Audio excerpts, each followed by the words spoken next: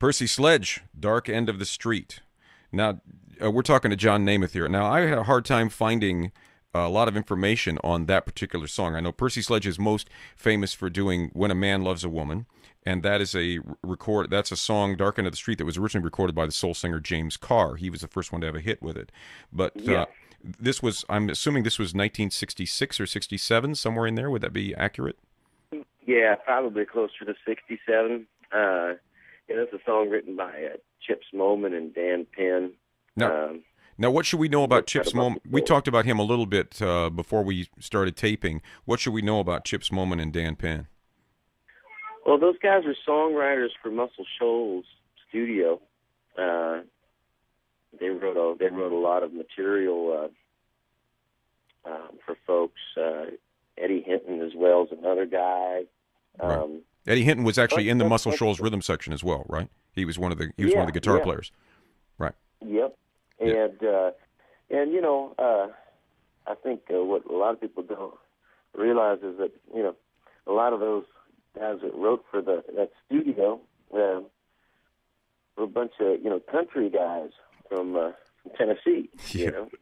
Yeah, I think that was Northern a surprise. Alabama. Yeah, all the Aretha Franklin stuff was all done with white country guys for the most part, right? The Muscle Shoals guys. Yeah, right. I can't remember the story specifically, but I think she showed up to Muscle Shoals and saw all these guys setting up, and they're all just a bunch of young white dudes, and she asked, where's the band?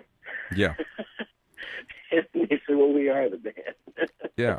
Well, I mean that Barry Beckett and David Hood and Roger Hawkins and Jimmy Yeah. Johnson and Eddie Hinton. That was the rhythm section, right? That was Spooner Oldman too. Spooner Oldman on the keyboard. keyboard. Yeah, yeah. And I believe he's still out there playing. I think he was playing with Neil Young, but I think he's still doing all sorts of stuff. But that Yeah, he's great. But those guys are so amazing, and people don't know, well, many people don't know that all those soul records. I mean, David Hood was with Bobby Womack and Traffic, and just all these Aretha Franklin, as we said, and the Staple Singers. He's featured liberally on a couple of Staple Singer songs where Mavis Staples actually calls him out by name in the middle of the song. Yeah. So it's amazing that happened that way. And you think of the South in the '60s being pretty racially divided, but not so much in Memphis or Muscle Shoals, I don't think. Not so much musically. Yeah. I think. Yeah, that's what I mean. I'm sure it was Yeah, still. I'm sure it exactly. was still rough in both of those places. Yeah. I'm sure it's probably still rough. Probably many decades after. Right. But Yeah. politically. But yeah, it's a great tune.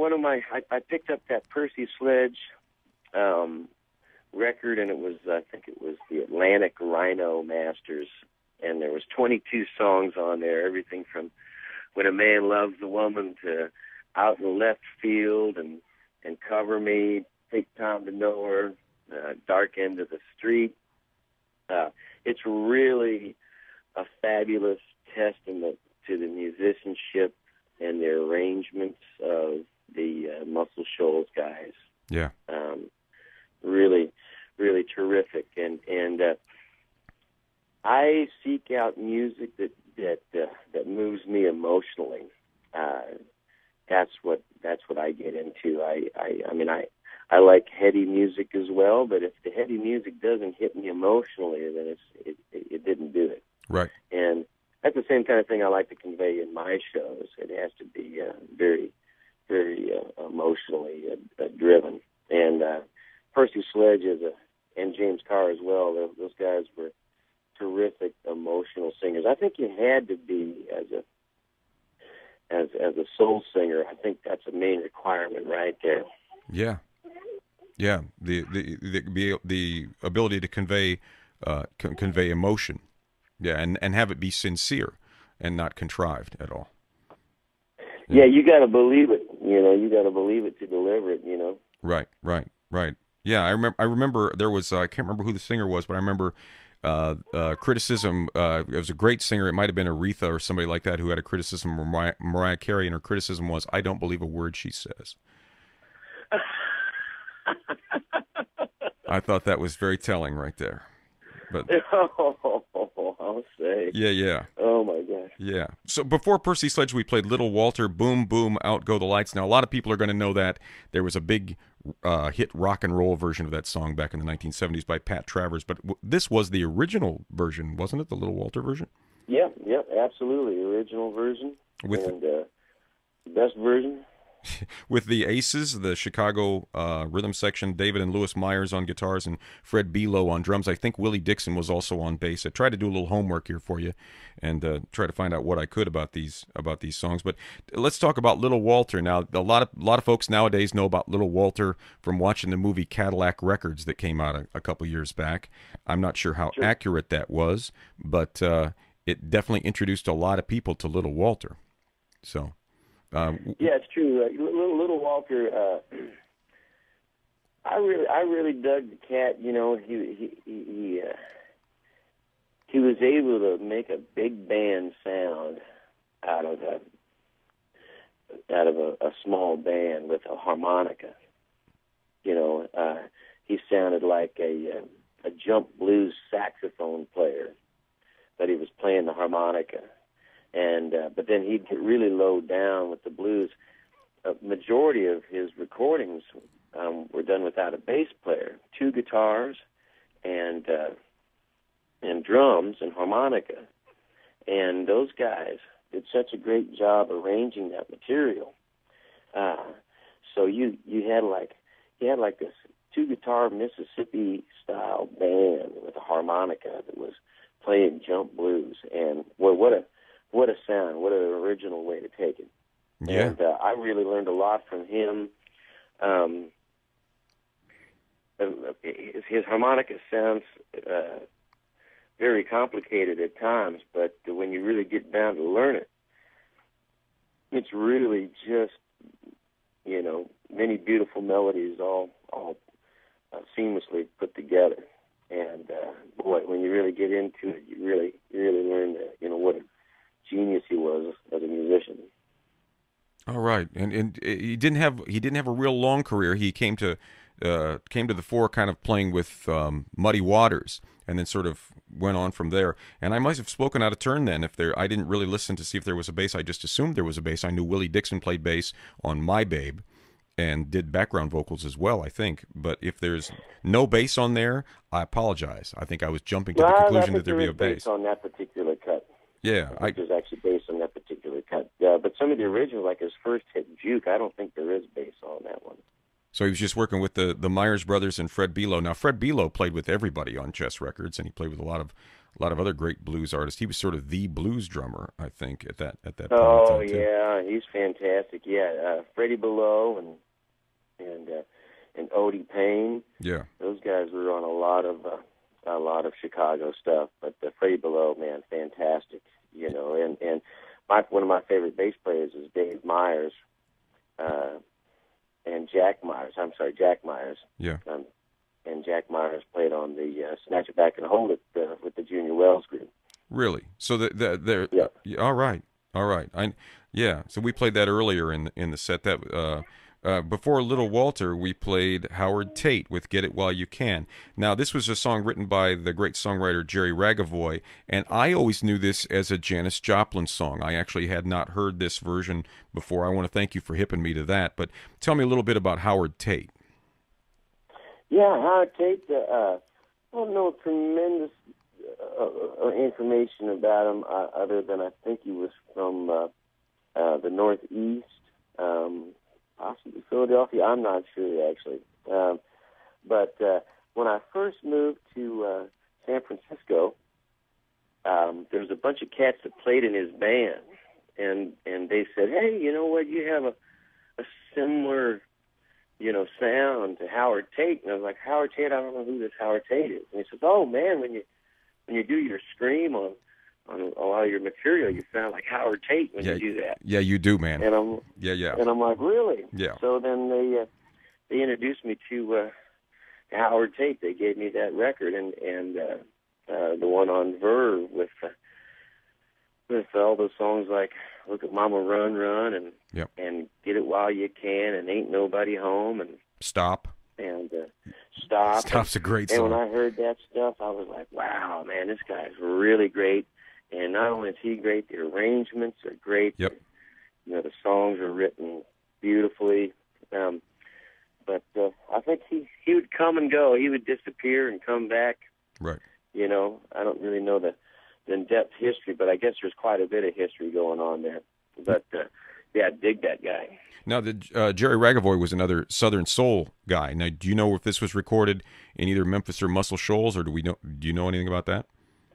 I'm not sure. I'm not sure where it was recorded. I know that he had cats on there like Cornell Dupree right. and guys like that on in the band. But I'm not exactly sure where it was recorded. Well, those were Southern guys, but they also, I think, recorded in New York and so on, like that as well, I think, because they were sort of all over the place. Cornell Dupree worked with absolutely everybody at one point. But, yeah, that's just a great record. And we started off with Snatch It Back and Hold It from Hoodoo Man Blues from 1965. A lot of people were introduced to Buddy Guy through that album. And if you read stories about it, Buddy Guy's amp was broken for that particular recording. And this tune, I thought, obviously has a heavy-duty James Brown influence, as I think that Buddy Guy had recorded Out of Sight, which was a James Brown tune, too. So I assume they were just really into that stuff. Once again, blurring the lines between blues and soul music. Yeah, that's true. Yeah, it has that funky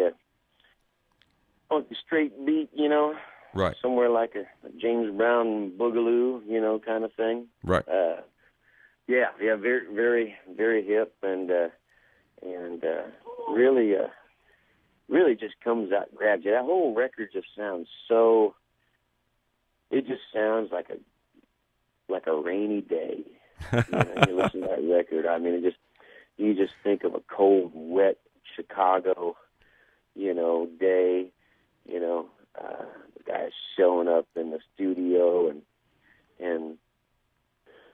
you know, there's blood on the floor and you know, I mean, it really has that real dark, you know, heavy sound and man, I've listened to that record probably 1,000 times.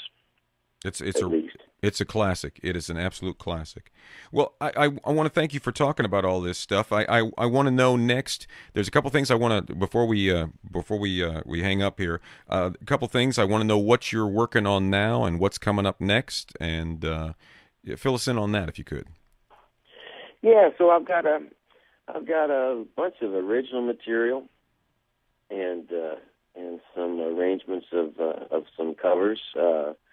And that I've been doing with the band now for a while. And February, I'm going to try to get in to the studio and make a new release. Hopefully, be out sometime in the summer or the fall. Depends on how quickly it gets picked up and distributed. Right. Now, are you going to keep doing this yourself with your own label and so on like that? Are you going to keep doing that? No, okay. I'm gonna go back to a machine. A guy like me is not a cat that does everything. He right. has to. I have to have a full-time publicist and marketing people and radio publicists and all that. I'm not. I don't have the mental capacity to really do anything much more than music. Yeah, I did want to talk to you about that. We spoke a little bit before we last week when I first talked to you. We were talking about how the industry has changed so much, and that the labels mean different things than they used to, and that it seems to be a completely different entity than it used to be as far as being a musician and signing with a label and then trying to get out what it is that you want to say, what your message is, what your art is, however you want to put it. And you had mentioned to me that you had noticed in country music that there's actual product placement and so on like that. Oh yeah, it's not just I think when the 70s, 60s and 70s rolled around, people could treat the music a little more like art, Yeah. As well as entertainment. I think the culture allowed it at And that point, and it really doesn't anymore. Would that be accurate, you think? I think you're right. I think everybody's working so hard all the time. I mean, folks going to school and working jobs and there isn't a whole lot of time just to go out to those college bars, where a lot of music, started coming out and changing, and styles were changing and meshing and things like that. People just don't have that much time. When I first started playing music in my hometown full time, we played college bars, and the college bars were full every night. Mm-hmm. People didn't have to pay, $200,000 for an education that they couldn't pay off. Right. I mean, it almost seems to me there's going to be a breaking point here sooner or later, because, I mean, I don't know how they have it set up. It seems like, who knows, I could be completely wrong, but I don't see how in a matter of 19 years, tuitions can double when they, Right. I mean, I don't know. I don't necessarily see it. The jobs haven't necessarily doubled. You don't get paid twice as much. No, you certainly don't. Homes did cost twice as much, but that was a scandal. Now they're back to normal. So Yeah. I don't know. I think that has a lot to do with the arts. A lot of kids get into arts and music, real heavy when they get into high school, and maybe seriously consider it as a serious hobby, or they may be good enough to make it a full-time gig. Another thing too that's kind of strange is that college radio's changed quite a bit. A lot of universities have gone with NPR, affiliations and things like that. So there's not really student DJs playing whatever they want to play around the country. Right. And that's been a big digger on it too, because I mean, when I was in college, I took a radio broadcasting class. Took a year of that and got all my pre-tape shows and all that, and was going to hopefully do a blues show, and then I go into the program director, and they say, "Oh, no, sorry, no student DJs." I'm like, "But this is college radio. Where's the student's voice?" And they're like, "No, we don't care." Right.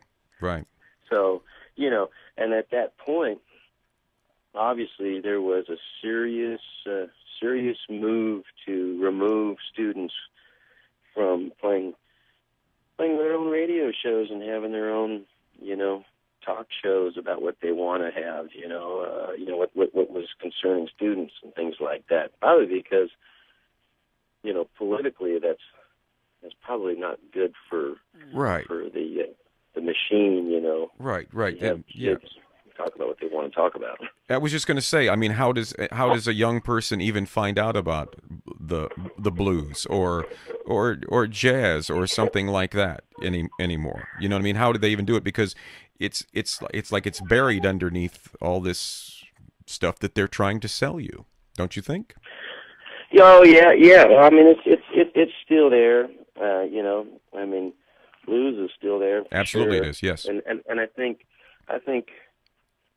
people would definitely benefit, from knowing more about blues, and they'd probably understand their own music a little better. And blues, characteristically, had always come back in universities, throughout the. It will continue to. After the apocalypse, there will be some guy sitting on his porch playing guitar, and it'll be the blues. That's what's going to happen, after everything else.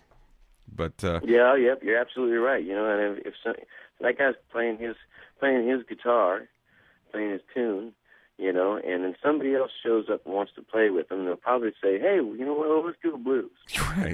Right, absolutely.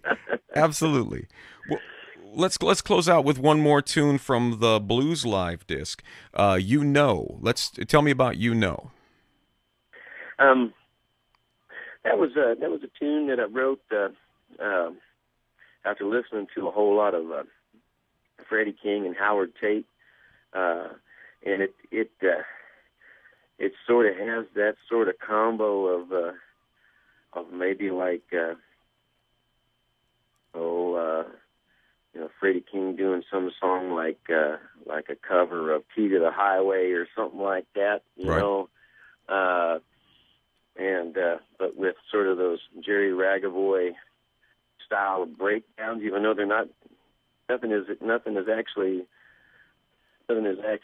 Jerry Ragavoy or Freddie King, but it just feels like that in some way. It feels like something they would have done if they would have written that kind of tune, you know. All right, right. So you're continuing those two kind of traditions at once with this tune. Yeah, I think I mix it all up like that because I soak everything up like a sponge, and then when I sit down to write my songs, it'll just come out in some sort of fashion, you know, some way. I mean, it's what I expose myself to, and so, you know, that's what I write like. It's what I love, and it'll come out somewhere, you know, in what I do.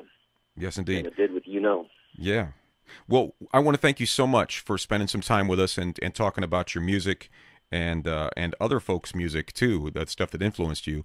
And we wish you much success. And I hope that your next album is just a huge success and a huge breakthrough. And we'd love to play it on this radio station, which we're still doing what we want here for the time being. That's fantastic. Yeah, and we hope that you can come back and talk to us again whenever you want. How about that? We'll do it, Todd. I tell you what, man, when that new record comes out, I'll be giving you a shout. I appreciate that. Thank you very much for your time, John. Cheers. Thank you so much, and looking forward to hearing it. Yeah. Here's You Know from John Németh. We want to thank John for talking to us for a little while. This is The Burnt Toast Show.